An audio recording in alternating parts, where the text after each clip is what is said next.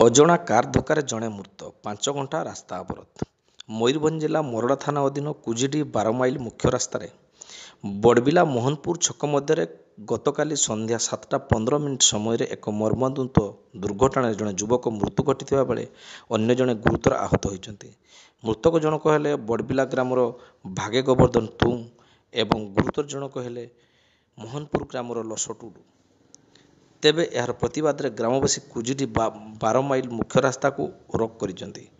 ସୂଚନା ଅନୁଯାୟୀ ଗତକାଲି ଗୋବର୍ଦ୍ଧନ ମୋହନପୁରଠାରେ ଉକ୍ତ ଗ୍ରାମର ଗୋବିନ୍ଦ ସୋରେନଙ୍କ ସହିତ ରାସ୍ତା କଡ଼ରେ ଥିବା ଗୋରା ବିନ୍ଧାଣୀଙ୍କ ଘର ସମ୍ମୁଖରେ କଥାବାର୍ତ୍ତା ହେଉଥିବା ସମୟରେ ଏକ ଧଳା ରଙ୍ଗର କାର ଦ୍ରୁତ ଗତିରେ ଆସି ଗୋବର୍ଦ୍ଧନକୁ ଧକ୍କା ଦେବା ଫଳରେ ସେ ଛିଟିକି ପଡ଼ିଥିଲେ ଏବଂ ଗୋବିନ୍ଦ ନିଜ ଜୀବନକୁ ବଞ୍ଚାଇବାକୁ ଯାଇ ରାସ୍ତାର ଅନ୍ୟ ପାର୍ଶ୍ୱକୁ ଡିଆଁ ମାରିଥିଲେ। ତେବେ ଉକ୍ତ କାରଟି ଗୋବର୍ଦ୍ଧନକୁ ଧକ୍କା ଦେବା ପରେ 40 ଫୁଟ ଦୂରରେ ଥିବା ଉକ୍ତ ଗ୍ରାମର ଲସ ଟୁଡୁକୁ ପୁଣି ଧକ୍କା ଦେବା ଫଳରେ ଲସ ଗୁରୁତର ଆହତ ହୋଇଛନ୍ତି। ଖବର ପାଇ ରାତି 9ଟା ସମୟରେ ଚିତ୍ରା ଦମକଳ ବାହିନୀ ଘଟଣାସ୍ଥଳରେ ପହଞ୍ଚି ଗୋବର୍ଦ୍ଧନକୁ 12 ମାଇଲ ସ୍ଥିତ କିଷାନ ତାଣ୍ଡି ଗୋଷ୍ଠୀ ସ୍ୱାସ୍ଥ୍ୟ କେନ୍ଦ୍ରକୁ ନେଇଥିଲେ ମଧ୍ୟ ଡାକ୍ତର ତାଙ୍କୁ ମୃତ ଘୋଷଣା କରିଥିଲେ।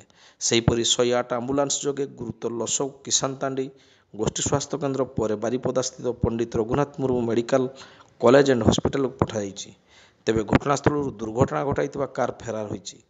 ତେବେ ଆଜି ଉତ୍ତ୍ୟକ୍ତ ଗ୍ରାମବାସୀ ସକାଳ 6ଟାରୁ ଦିନ 12:30 ପର୍ଯ୍ୟନ୍ତ ମୋହନପୁର ନିକଟ ମୁଖ୍ୟ ରାସ୍ତାକୁ ବାଉଁଶ ବ୍ୟାରିକେଡ୍ ଦେଇ ରାସ୍ତା ବନ୍ଦ କରିଛନ୍ତି ଏବଂ ମୃତକ ଓ ଗୁରୁତର ପରିବାରକୁ ଯଥାଶୀଘ୍ର ସରକାରୀ ସହାୟତା ଦାବି କରିଛନ୍ତି।